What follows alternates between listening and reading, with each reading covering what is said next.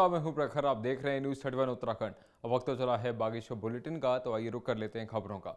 बागेश्वर में कांडा तहसील क्षेत्र के भदौरा मंदिर में भंडारी समाज की ओर से बैसी नवरात्रों का आयोजन किया जा रहा है। आपको बता दें कि हर साल होते इस आयोजन में सभी प्रवासी घर आते हैं। वहीं इसमें सभी की सहभागिता होती है।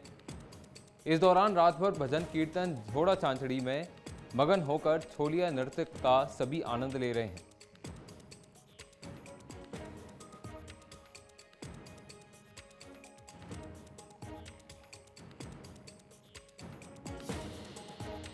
मंदिर में बुजुर्गों से पीढ़ी दर पीढ़ी नवरात्र लगाते आ रहे हैं और उन्हीं के आधार पर उसमें हम भी चल रहे हैं और हमें भी विश्वास है कि हम आगे को भी नवरात्र लगाते जाएंगे और जो भी हमारे हरसैन मंदिर में आता है उसकी मनोकामनाएं पूर्ण होती हैं। और बागेश्वर के चौक बाजार में यूथ कांग्रेस ने प्रदेश प्रभारी देवेंद्र यादव के नेतृत्व में बेरोजगारी चौपाल का आयोजन किया। इस दौरान देवेंद्र यादव ने कहा कि पूरे प्रदेश में बेरोजगारी चरम पर है और लगभग 5 लाख शिक्षित युवा बेरोजगार हैं। इस दौरान उन्होंने कांग्रेस के सरकार में आते ही रोजगार के साथ साथ शिक्षकों का भविष्य सुधारने की बात कही। वहीं उन्होंने कहा कि कांग्रेस की ओर से न्याय पंचायत स्तर तक चौपाल लगाकर जनता को कांग्रेस की ओर से किए जाने वाले कामों के बारे में जानकारी दी जाएगी। वहीं उन्होंने चौपालों पर मिलने वाले सुझावों को अपने मैनिफेस्टो में डालने की भी बात कही।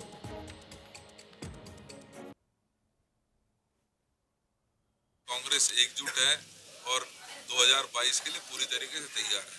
आज लगभग 670 पंचायतों में कल से प्रवास कर रहे हैं हमारे नेतागण, वहाँ लोगों से मिल रहे हैं, युवा चौपाल कर रहे हैं, महिला चौपाल कर रहे हैं, वहाँ लोगों से मुलाकात कर रहे हैं। तो कहीं ना कहीं देखिए, ये एक लोकतांत्रिक पार्टी है, उसमें व्यू रखने तक तो सब ठीक है, लेकिन जब कोई फैसला होता है तो सब एकजुट होते हैं। युवा कांग्रेस द्वारा युवा बेरोजगारी चौपाल का आयोजन किया गया, जिसमें माननीय प्रदेश प्रभारी कांग्रेस देवेंद्र यादव जी ने यहाँ पर पहुंचे और जैसे कि पूरे प्रदेश में आज बेरोजगारी चरम पर है। आज पूरे प्रदेश में बेरोजगारी लगभग 5 लाख बेरोजगार प्रशिक्षित बेरोजगार जो लोग हैं अपनी बेरोजगारी के लिए ज्यादा भटक रहे हैं और इसी के लिए आज यहाँ पर बेरोजगारी चौपाल का आयोजन। बागेश्वर कांडा में रामलीला कमेटी के तत्वावधान में आयोजित रामलीला में ठंड के बावजूद दर्शकों की भारी भीड़ उमड़ रही है। इस दौरान आज रामलीला में विभीषण हनुमान संवाद, राम हनुमान मिलन, सेतु बंधन और मंदोदरी रावण संवाद का मंचन होगा। वहीं कमेटी देवी मंदिर में रावण अंगद संवाद का मंचन हुआ, जबकि भंतौला में नारद मोह लीला रावण दरबार के साथ ही रामलीला महोत्सव की शुरुआत हुई।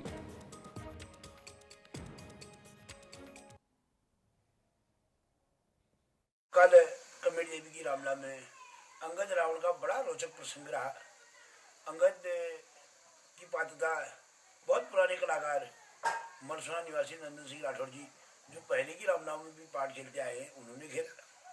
और रावण के रूप में हमारे गोकुल जोशी जी ने और हारमोनियम हमारे ये गोविंद राम जी और तबले में हीरा राम जी ने उनका साथ दिया और बड़ा अच्छा रोचक प्रसंग कल का रहा। पिथौरागढ़ और बागेश्वर के बीच बसा एक छोटा सा कस्बा धर्मघर हिंदू मुस्लिम आपस में भाई भाई का प्रतीक है। दरअसल हमारे देश में नेता लोग हिंदू मुस्लिम की बात करते हैं, लेकिन धर्मघर में रामलीला के पात्रों का मेकअप एक मुसलमान अशरफ हुसैन की ओर से किया जा रहा है। वहीं उन्हें यहाँ कम से कम 15 साल हो चुके हैं। ऐसे में यहाँ पर लोग ईद हो या रामलीला मिलजुल कर एक दूसरे का हाथ बटाते हैं।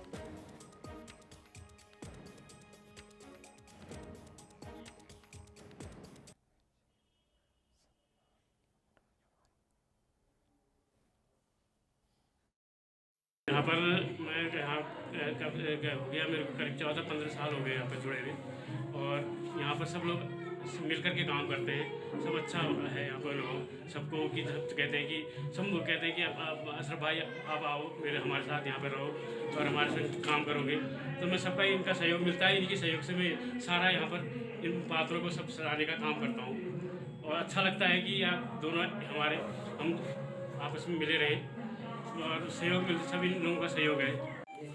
यहाँ पे जो रामलीला जो हमारी होती है, सबसे पहली प्राचीन रामलीला है अंगद क्षेत्र की।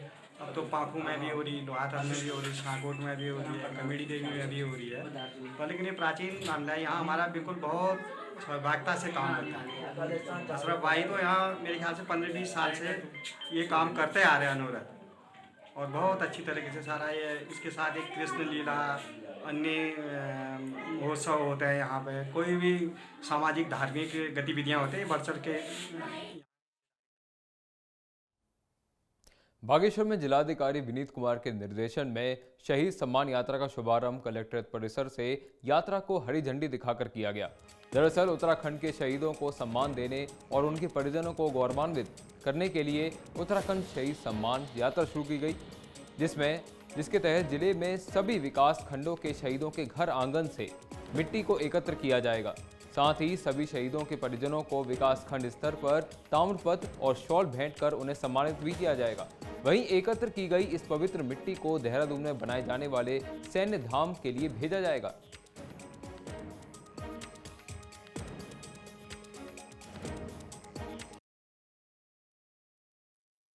शहीद और उनके परिजनों के सम्मान के लिए जो है एक सैन्य धाम देहरादून में का निर्माण होना है, और उसी के लिए जो है जितने भी हमारे उत्तराखंड के शहीद हैं उनके घर से, उनके आंगन से पवित्र कलश में इकट्ठा करनी है।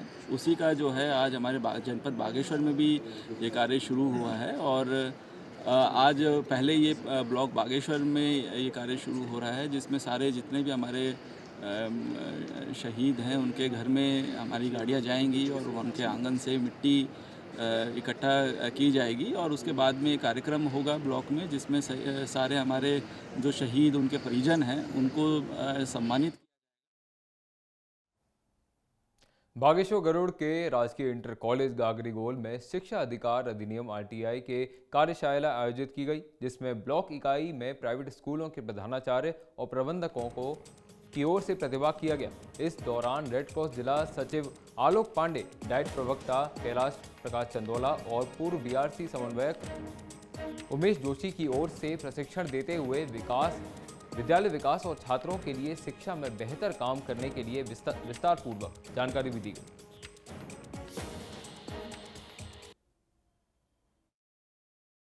आज समग्र शिक्षा बागेश्वर द्वारा RT की एक कार्यशाला का आयोजन ब्लॉक गरुड़ में किया जा रहा है।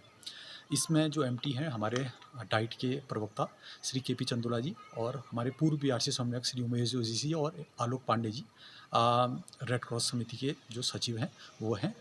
तो आज यहाँ पर हमने सारी प्राइवेट स्कूल के ब्लॉक के जो प्रधानाचार्य हैं और प्रबंधक हैं उनको यहाँ पर बुलाया हुआ है। साथ में हमारे जो CRC कोऑर्डिनेटर्स हैं उनको भी यहाँ पर बुलाया हुआ है। तो RT एक्ट जो 2009 है और उसके बाद जो इसमें अमेंडमेंट हुए हैं उन सब की जानकारी जो है इन स्कूलों तक पहुंचाना है। साथ साथ में हम जो RT की जो कार्यशाला है समय समय पर आयोजित करते रहते हैं। तो इस कार्यशाला का उद्देश्य है कि जो RT के प्रावधान हैं उससे हमारा जो है समाज, हमारे स्कूल्स अच्छी तरह परिचित हो जाएं, और जो है RT के संबंध में कोई भी जो है उल्लंघन RT के नियमों का न हो, इस कार्यशाला का मुख्य उद्देश्य। बागेश्वर बुलेटिन में अभी इतना ही। बाकी खबरों के लिए देखते रहिए News 31 उत्तराखंड। धन्यवाद।